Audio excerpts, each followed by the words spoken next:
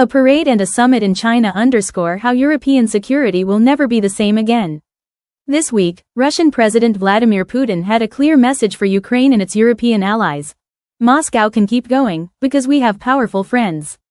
The Russian leader stood shoulder to shoulder at various events in China with the men who have enabled him to wage his war on Ukraine for as long and as ferociously as he has. China's leader Xi Jinping, Indian Prime Minister Narendra Modi, Iranian President Masoud Pezeshkian and North Korea's Kim Jong-un.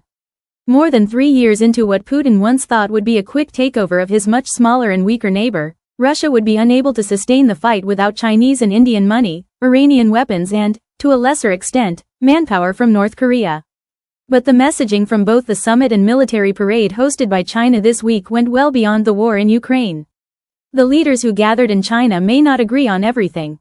Some of them may not even like each other very much. But they are seeing the opportunity of a lifetime to end Western dominance of the global stage. And Europe fears it could be in the firing line. The events provided a stark visual reminder of why Europe must rethink its security. It has spent recent years trying to isolate Russia's leader and starve its economy, while also coming to terms with the fact that the United States may no longer be the ally it can always turn to. Yet there was Putin, standing together with some of the world's most powerful men, reaffirming their friendships. Russia is trying to demonstrate that even though it has been isolated from the Western world, it still has partners and allies which are economically strong countries. And this isolation doesn't mean that the Russian economy will crumble or that Russia will be unable to sustain its war effort. Natia Seskaria, an associate fellow at the Royal United Services Institute, RUSI, told CNN. The international order that was set after the end of the Cold War is clearly at risk of unraveling.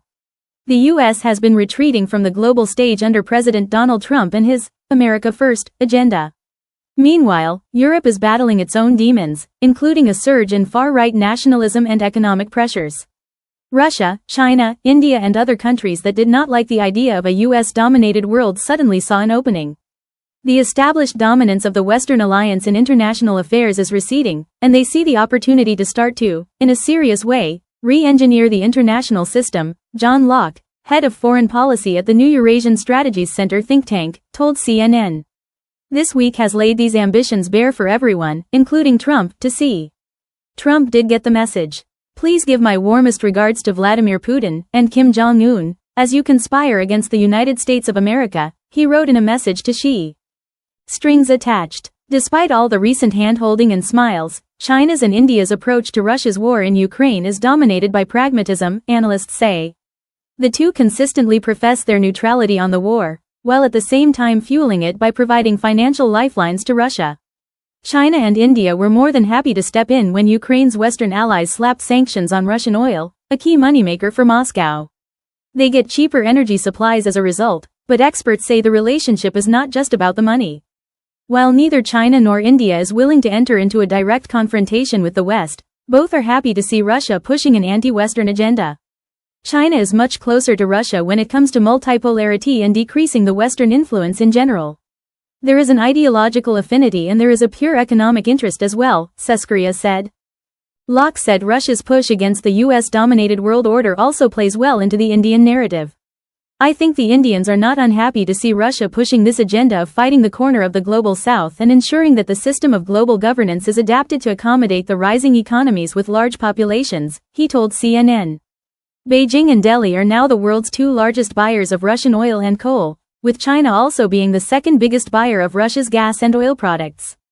The support goes beyond just oil. According to the U.S. Treasury, both Chinese and Indian companies have been supplying Russia with so-called dual-use technologies, or components that can be used for both civilian and military purposes, such as chips or telecommunication equipment that Russia cannot get elsewhere because of Western sanctions. You only have to look at the number of Chinese components in the Russian drones that are landing in Ukraine to see that China is really a very important supplier, Locke added. Meanwhile, Ukraine and its European allies are not willing to dismiss India and China completely, because they are aware that, if anyone can put real pressure on Putin to end the war, in the absence of tougher action from Trump, it is likely Beijing and, perhaps to a lesser extent, New Delhi. North Korea and Iran, meanwhile, have stood firmly on Russia's side. Already sanctioned and isolated by the West over their nuclear programs and other activities, they have little to lose. Iran was particularly helpful to Moscow in the early months of the war, providing it with know-how on lessening the pain of sanctions, Locke said. Crucially, Iran also provided much-needed military hardware, including the one weapon that has significantly altered the way Moscow fights in Ukraine, the Shahed drone. The two countries even signed a new partnership agreement and launched joint military drills. Yet Tehran has learned the hard way that any alliance with Russia has clear limits. Putin did not come to Iran's assistance when it came under attack from Israel and, later, the US this summer. And beyond providing a safe way out for former Syrian President Bashar al-Assad, formerly a key ally for both Russia and Iran, Putin did not intervene when Assad's regime was overthrown in December. For North Korea, isolated and impoverished, the relationship with Russia remains purely transactional, Seskuria said. Russia needs men, and North Korea is possibly the only country that can afford in a political sense to send its own people to fight in a war that has been marked by an enormously high casualty rate on the Russian side.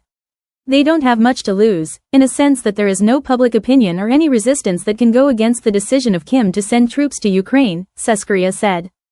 Pragmatism above everything? The warm welcome Putin received in China, coupled with the military and diplomatic might on display during the summit and the military parade, was designed to convey a message.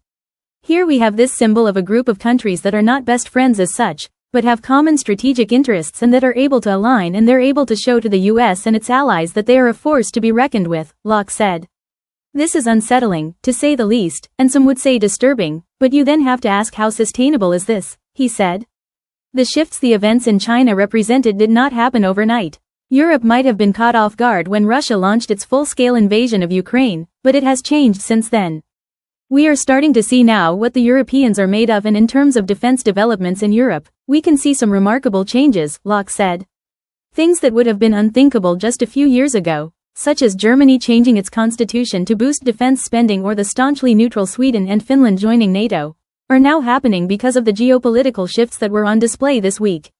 As much as Putin's chumminess with Xi and Modi might have sparked some discomfort in many European capitals, the group was brought together by a combination of need, economic pragmatism and opportunity, analysts say. It's a very functional relationship that is not based on a strong mutual affection. It's an alliance of interests rather than an alliance of countries, Locke said, adding that interests can shift, and a lot of things can happen in the next 3.5 years of the Trump presidency. We are not at the stage where it's kind of suddenly game over, because a bunch of leaders we don't like have got together in China for a big celebration, he said.